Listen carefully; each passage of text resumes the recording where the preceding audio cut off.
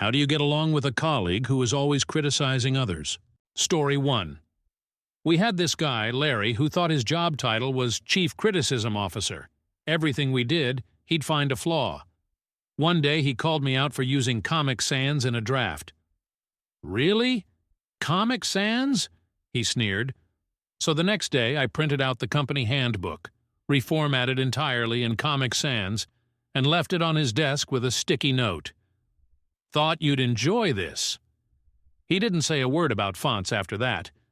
Weirdly, the handbook disappeared. I think he secretly liked it. Story 2. There was a woman in my office, Debbie, who always had something to say. If you made a typo in an email, she'd reply, all with a correction. One day, after she pointed out my grammar mistake in a meeting, I looked her dead in the eye and said, "Thanks, Debbie. You've got a real gift for spotting mistakes. Too bad it's not contagious." The room cracked up. She didn't, but at least she stopped CCing the whole office on her helpful corrections. Story 3. My coworker Dan loved criticizing everyone else's work. One morning, he loudly announced that my spreadsheet layout was inefficient. So the next time he sent me a report, I sent it back with 15 comments, all in Comic Sans, pointing out the same mistakes he'd flagged in mine. He came to my desk later and said, "Okay, I get it. Truce?" I smiled and said, "Deal, now fix that ugly footer." Story 4. We had a guy named Mike who was always nitpicking. He once told me, "You shouldn't wear stripes. They're distracting." The next day I showed up in a full pinstripe suit. Every single piece of clothing. Stripes. I even borrowed a striped tie from a coworker. Mike didn't say a word, but I caught him squinting all day like he was trying to unsee it. Mission accomplished. Story 5. Janice in accounting was a chronic criticizer. One day she loudly declared that my PowerPoint transitions were too flashy. So for the next presentation, I made every single slide spin, bounce, and explode into the next. It was so ridiculous even the boss couldn't keep a straight face. Janice didn't say anything, probably because she was too busy avoiding eye contact. Story 6. There was this one guy at work, Todd, who could win gold in the criticism Olympics. It didn't matter what you did. He'd find something wrong with it. For the first few weeks, I brushed it off, thinking maybe he was trying to be helpful. But when he started nitpicking everything from my reports to how I arranged the snacks in the break room, I had enough. One morning, after he loudly pointed out that my email could have been clearer, I asked him, "Todd, do you actually want to help, or do you just enjoy pointing out flaws?" The office went quiet. He sputtered a response about high standards, and I followed up with, "Great. Let's focus on solutions instead of problems." To my surprise, he backed off. Well, with me at least. Todd kept at it with others, but I made a point to counteract him every time he got too harsh.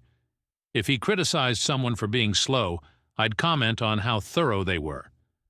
Eventually, the team caught on, and it became a group effort to drown out Todd's negativity with positivity. Todd didn't change much, but the rest of us got better at ignoring him. By the time he left for a new job, our team felt tighter and more supportive than ever. Story 7. I once worked with a woman named Lisa, who had a PhD in criticizing others. It was like her hobby. No one was safe. She'd make snide comments about how long it took someone to finish a task or roll her eyes if anyone asked a question she deemed too basic. I'll admit at first I didn't know how to deal with her. Then one day I caught her complaining about a colleague to me, someone I respected, and I decided to flip the script. "Have you mentioned that to her directly?" I asked, trying to sound genuinely curious. Lisa paused, clearly caught off guard, and said, "No, it's not worth it." So I replied, "Then why is it worth mentioning to me?" That one comment shifted the dynamic between us. She still criticized, but she stopped bringing it to me. From that point on, I made a habit of redirecting conversations whenever she tried to gossip. I also made sure to loudly praise the people she trashed. Over time, Lisa's influence waned, and instead of being dragged down by her negativity, the rest of us learned to rise above it. Story 8. Working with Jake was like living next to a leaky faucet. constant drip, drip, drip of criticisms. Why does Karen always show up late? Why can't Mark write a simple email? Did you see how sloppy Rachel's presentation was? It was exhausting, and at first I tried to just tune him out. But when he started targeting a junior colleague, Ryan, who was doing his best to juggle grad school and work, I couldn't stay silent. One afternoon, when Jake made a particularly cutting comment about Ryan's lack of experience, I said, "Hey, Jake, you've been here a while, right? Maybe instead of pointing out what Ryan doesn't know, you could share some of that wisdom?" The room got quiet, and Jake just gave me this tight-lipped smile.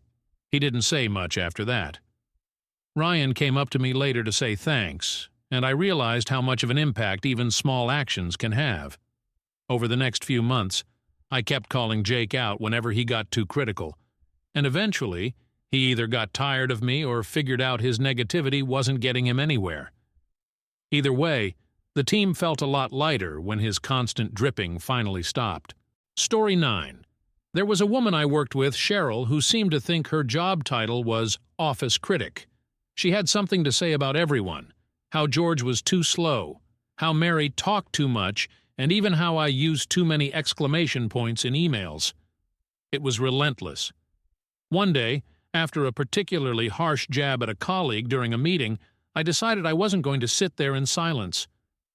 "Cheryl, it sounds like you've got a lot of thoughts about what's wrong," I said, keeping my tone neutral. "What do you think we can do to fix it?" The room went dead silent.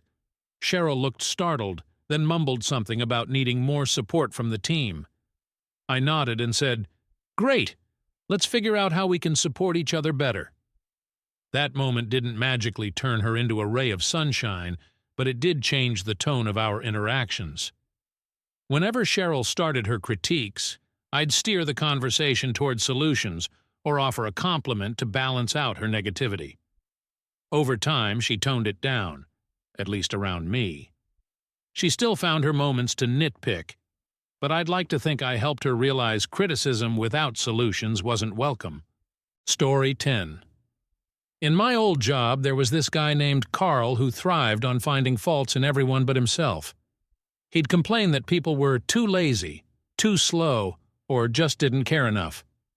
At first, I tried to brush it off. I figured, hey, everyone vents sometimes. But Carl didn't vent. He tore people apart like it was his favorite sport. One day, after he spent 20 minutes ranting about how a coworker, Nina, never does anything right, I decided I'd had enough. "Carl," I said, "you've got a lot to say about what Nina's doing wrong. What would you do differently in her shoes?" He looked at me like I'd just spoken another language. "Well, I'm not her," he muttered, clearly annoyed. "Exactly," I replied. "So maybe we give her a little grace and focus on how we can help her improve." From then on, I made it my mission to counteract Carl's negativity by highlighting the good in people. If he criticized someone, I'd point out their strengths. It didn't change Carl, but it did shift the team dynamic. Eventually, Carl stopped coming to me with his complaints, and while he stayed critical, it felt like his words held less weight in the office. Story 11. I once worked in a restaurant with a guy named Steve, and if you've ever seen a movie about toxic coworkers, he'd fit right in. Steve had something to say about everyone, from the way the servers wrote orders to how the kitchen staff plated food. He wasn't even a manager, just another line cook, but you'd think he owned the place with how much he criticized. One night, after he made a snide comment about a teenage dishwasher saying he was too slow to cut it, I turned to Steve and said, "You know, it's easy to point fingers when you've already had years of practice. Maybe give the kid a chance to catch up?" Steve glared at me, but the dishwasher looked visibly relieved. After that, whenever Steve got too harsh, I'd make a point to lift people up, sometimes directly, sometimes with a joke to diffuse the tension. The rest of the team caught on, and it became almost a game to out-positive Steve's negativity. He eventually stopped talking so much, probably because it wasn't getting the reaction he wanted. By the time I left that job, Steve was still Steve, but the rest of us had learned how to drown out his noise and support each other. Story 12. There was a guy at my old office named Brandon who had a talent for finding faults. It didn't matter if you did a project perfectly. He'd still find some way to say it could have been better. I tried ignoring him at first, but when he started nitpicking a coworker, Anna, for her accent during presentations, I couldn't keep quiet. "Brandon," I said in the middle of a meeting, "Anna's been killing it with her sales numbers. Maybe we focus on that instead?" The room got awkwardly quiet, and Brandon mumbled something about constructive feedback. I doubled down, saying, "Criticism isn't constructive if it tears people down instead of building them up." That seemed to shut him up, at least for a while. From that point on, I made it a habit to redirect his negativity toward something positive or productive. It wasn't a perfect solution, but it made the atmosphere a lot less tense. By the time I left that job, Anna was thriving, and Brandon's critiques had mostly become background noise to the rest of us. Sometimes you just have to change the way the group reacts to people like him. Story 13. I used to work in a marketing firm, and there was this guy named Chris who made everyone's life harder with his constant critiques. Chris wasn't a manager or even a team lead, just another employee like the rest of us. But you wouldn't know it from the way he carried himself. Every morning he'd stroll into the office and start commenting on everything. "Did you see that typo in your client proposal?" Or, "I don't think this layout matches the brand's vibe," he'd say, loud enough for everyone to hear. It was his way of positioning himself as the smartest person in the room, but it felt more like he was chipping away at everyone's confidence one comment at a time. The breaking point came during a team meeting when he called out a coworker, Jen, for presenting an idea he claimed was too basic. Jen had worked on the concept for weeks, and while it wasn't revolutionary, it was solid and met the client's brief. Watching her face fall as Chris tore into her was the last straw. "Chris," I interrupted, "you've had a lot to say about what's wrong. Do you have any suggestions for how to improve it?" He blinked, clearly surprised at being challenged. "I just think we need something more innovative," he said vaguely. I nodded and pressed him further. "Great. Can you share an example of what you mean by innovative?" He stammered for a moment, clearly unprepared, and then muttered something about needing more time to think. After the meeting, Jen came up to thank me, and that's when I realized just how much Chris's behavior was affecting everyone. From that day on, I decided to take a more proactive approach. Whenever Chris started critiquing someone, I'd steer the conversation toward solutions. "Okay, Chris, how do you think we should handle it?" I'd ask. Or, "That's an interesting point. Can you elaborate on how you'd tackle it differently?" Most of the time he couldn't. It became clear to everyone that Chris didn't have as much substance behind his comments as he pretended to. Eventually, I noticed other coworkers adopting the same strategy. Instead of letting Chris dominate the narrative, they'd push back with questions or point out the positives in whatever he was criticizing.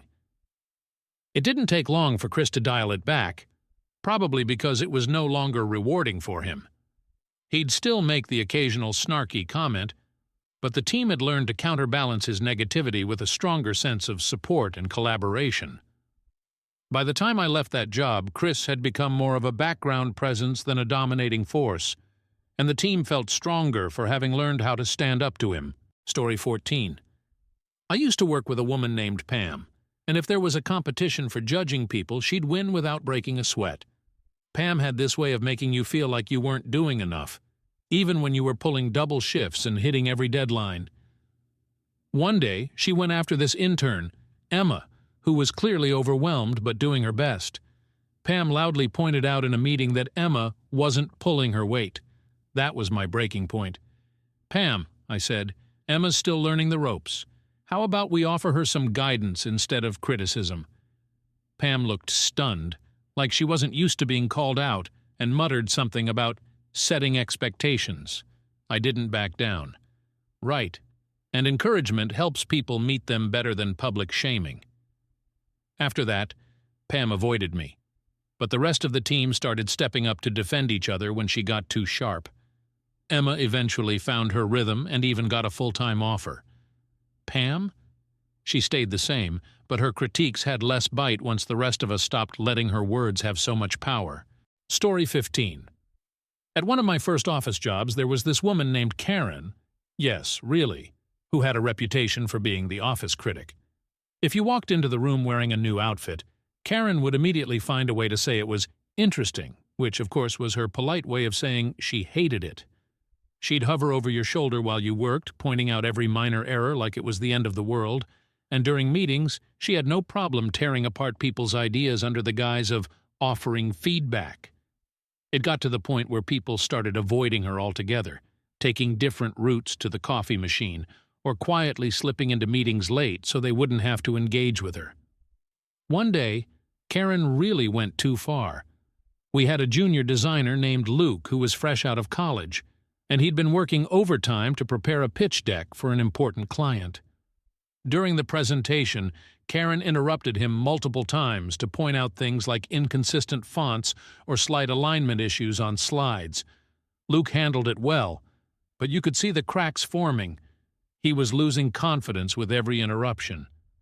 Finally, when Karen loudly declared, "This is why we need experienced people doing these tasks," I had enough. "Karen," I said, keeping my tone calm but firm, "Luke's done a great job putting this together under a tight deadline. Let's focus on the content and discuss tweaks after the meeting." She looked taken aback, probably because no one had ever directly confronted her before. She muttered a half-hearted apology and went quiet for the rest of the presentation. After the meeting, Luke thanked me and confided that he'd been considering leaving because he didn't feel like he could succeed with Karen constantly undermining him. That hit me hard, and I realized Karen's behavior wasn't just annoying, it was driving good people away. From then on, I made it a point to step in whenever Karen started her critiques. If she pointed out something negative, I'd counter with something positive. If she interrupted someone, I'd redirect the conversation back to them. Slowly, others in the office started doing the same, and it became harder for Karen to dominate discussions with her negativity. Over time, Karen seemed to get the message. She didn't completely stop her critiques, but she became more selective about when and how she voiced them. The atmosphere in the office improved, and people started feeling more confident in their work. Luke ended up staying, and he eventually became one of our top designers. As for Karen, she was still Karen, but her influence had significantly diminished, and the team had learned how to support each other in ways that neutralized her impact. Story 16. There was this guy I worked with, Tony, who could spot flaws like he had a sixth sense for them. The only problem? He never stopped pointing them out. Whether it was someone's work habits or the way they decorated their cubicle, Tony always had an opinion. One day, during a team huddle, he made a comment about a coworker, Sarah, always running late for meetings. The thing was, Sarah had been caring for a sick parent and was doing everything she could to keep up. I couldn't stay silent. "Tony," I said, "have you noticed how much Sarah's been juggling lately? Maybe instead of calling her out, we could offer some support." He looked taken aback and tried to brush it off as a joke, but I didn't let him off the hook. After that, I made a point to challenge him whenever he got critical, always steering the conversation toward something constructive or empathetic. Over time, Tony toned it down, at least in front of me. The office felt lighter once we all stopped letting his negativity set the tone. By the time I left, even Tony had started catching himself before saying something unnecessary. Progress, I guess. Story 17. In one of my previous jobs, there was a guy named Alex who could find something wrong with a rainbow. His critiques weren't even limited to work. He'd comment on people's lunch choices, clothes, and even their music preferences. It was like he couldn't help himself. One day he went after Mark, a co-worker who was dealing with a tough breakup and wasn't at his best. Alex said, loud enough for everyone to hear, "Mark really needs to get it together if he's going to stay here." I looked at Alex and said, "Funny, I thought being supportive was part of being a team. Guess I missed the memo." The room went quiet and Alex shrugged, looking uncomfortable. From that moment on, I started pushing back every time Alex got too critical. If he pointed out someone's flaws, I'd immediately highlight their strengths. It didn't take long for others to follow my lead, and Alex found himself increasingly isolated in his negativity. By the time I left that job, he wasn't nearly as vocal, and the team had become a lot more cohesive. It taught me that standing up to people like Alex can shift the whole dynamic of a workplace. Story 18.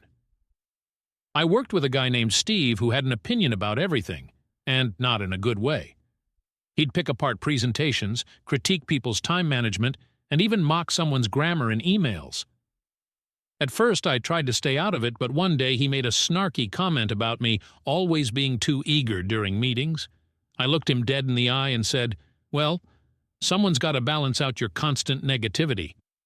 The room erupted into nervous laughter, and Steve looked like he wanted to disappear. From then on, I started calling him out whenever he got too critical, sometimes with humor and sometimes by redirecting the conversation to something constructive. It didn't fix him, but it made him think twice before opening his mouth around me.